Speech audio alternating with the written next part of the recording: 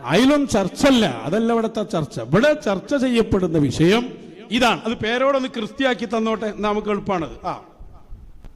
അള്ളാഹുവിന്റെ സൃഷ്ടികളിൽ ഏത് സൃഷ്ടി ഖാലിഖാണെന്നോ അല്ലെങ്കിൽ അള്ളാഹുവാണെന്നോ ദൈവമാണെന്നോ വിശ്വസിക്കുമ്പോൾ തന്നെ അവൻ ഇസ്ലാമിന്റെ പടിക്ക് പുറത്താണ് എന്ന് മാത്രം അല്ല. ഇസ്ലാമിന്റെ പടിക്ക് പുറത്താണ് എന്ന് പറഞ്ഞാൽ പിന്നെ അവന്റെ ഭാര്യ അവന് ഹലാലല്ല, അവന്റെ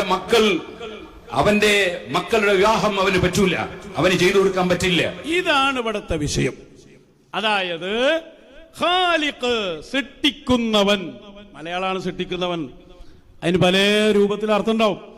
അപ്പൊ ഈ വാക്ക്, ഈ പ്രയോഗം അത് നടത്തിയാൽ ആ നടത്തിയ ആള് ഇസ്ലാം എന്ന് പുറത്താണ്, അവന്റെ ഭാര്യ ഓനെ ഹലാലല്ല.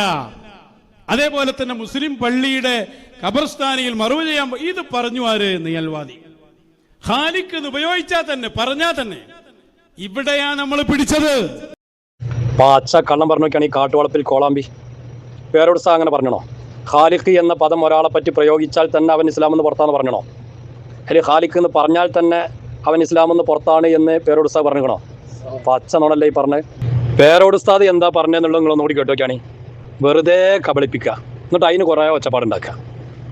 സൃഷ്ടികളിൽ ഏത് സൃഷ്ടി ഖാലിഖാണെന്നോ അല്ലെങ്കിൽ അല്ലാഹുവാണെന്നോ ദൈവമാണെന്നോ വിശ്വസിക്കുമ്പോൾ തന്നെ അവൻ ഇസ്ലാമിന്റെ പടിക്ക് പുറത്താണ്.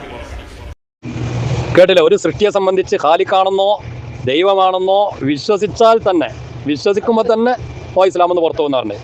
പറഞ്ഞാലെന്നല്ല, ഖാലിഖാണെന്ന് പറഞ്ഞാലെന്നല്ല, പടച്ചോനാണെന്ന് പറഞ്ഞാലെന്നല്ല, വിശ്വസിച്ചാൽ തന്നെ അവൻ ഇസ്ലാം എന്ന് പുറത്തു പോകുന്നല്ല പേരോട് സാ പറഞ്ഞത്. എന്നിട്ട് ഈ ഹൈവാൻ ചെയ്ത പണിയൊക്കെയാണ് നിങ്ങൾ ആളുകളെ പറ്റിക്കുക. എന്നിട്ട് അയിമേൽ ഒരു അരമണിക്കൂർ കെട്ടിമറിഞ്ഞ് എന്താ ഇതിനൊക്കെ പറയാം.